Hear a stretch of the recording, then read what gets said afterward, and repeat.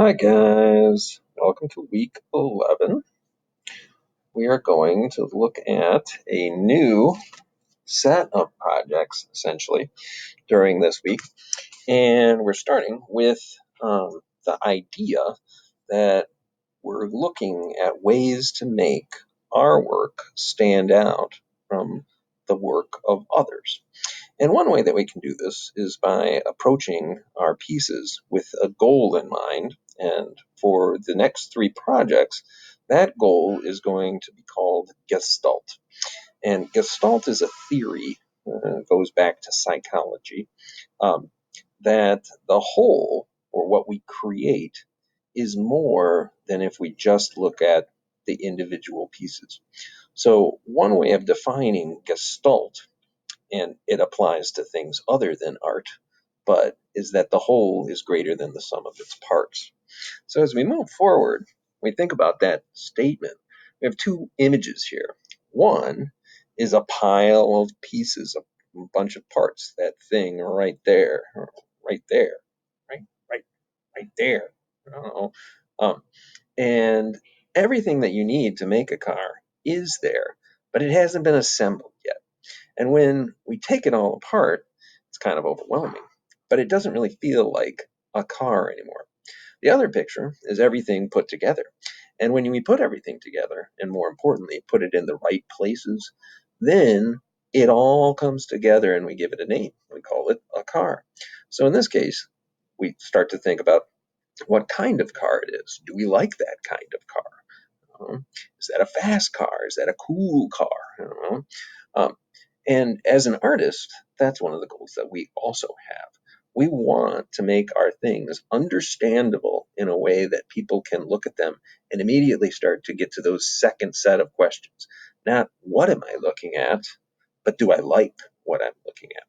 So, to go backwards, I don't know. Gestalt is this psychological term, and it comes from these German psychologists who looked at things during the 1920s. They would perform experiments by asking people simple questions to try to understand how people thought about things and why they understood things.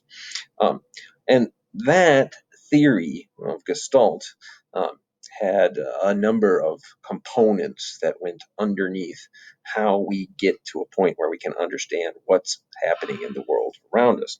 Some of the examples of the kinds of things that they came up with would be something called grouping strategies. If we look at a group of people, we have a tendency to put them into different sort of categories. Those are the short people. Those are the tall people. Those are the women. Those are the men. Um, we could do this with all sorts of things, and I'll talk a little bit more about this in class. But one way that we as artists can take this idea of grouping strategies and make our work better is by thinking about some of the ways that we group things naturally. Uh, One way that we do that is by looking for similarities in things. All of the tall people, all of the white people. That idea would be repetition, that we look at similarities, and when we see things that look the same, we put them in the same group. The more we do that in a work of art, the more likely we are to create this sense of unity or gestalt that'll make our work look like more than the sum of its parts. Contrast is another way that we group things. So you can imagine looking at a bunch of tall people and a bunch of short people. You know? When you see that certain people are taller than other people, that's contrast. It's a difference. So similarities is one way, repetition, but differences works as well. If you make parts of your pieces different, smooth versus rough, you can create this sense of, oh, I understand what I'm looking at. And it's all about how the work changes from one place to another place. And a third way that we could do this, and there are more, but we're just going to focus on these three, would be resemblance. And that's when something looks like something we already understand. If you were to make a sculpture of a car, people would look at it and decide whether or not the wheels were in the right place. You know, they wouldn't wonder what is it that they're looking at as much. They would try to figure out whether or not it's a cool design, whether that's a car they would want to buy. So by using things that we've already experienced in the world around us, we can create that sense of unity in our pieces. So just a couple examples. Here's a repetitious piece, right?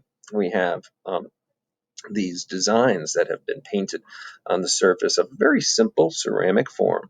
And because they repeat around the outside of the piece, we get that sense of everything fitting together in this pattern.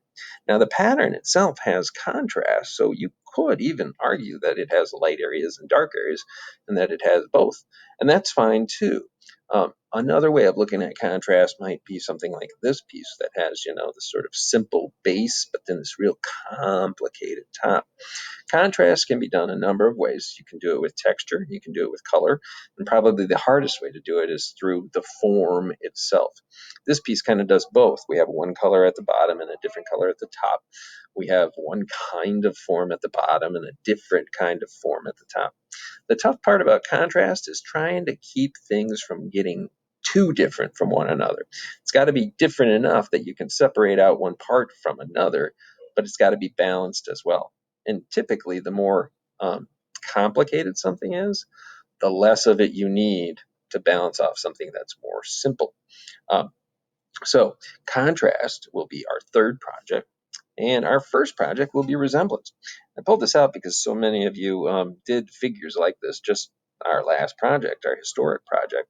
But here's a person, right? And we know it's a person because they got legs and they got an upper body and they got something that looks like a head. They don't really seem to have arms, but we already know because of the legs and because of its upright that it is a person.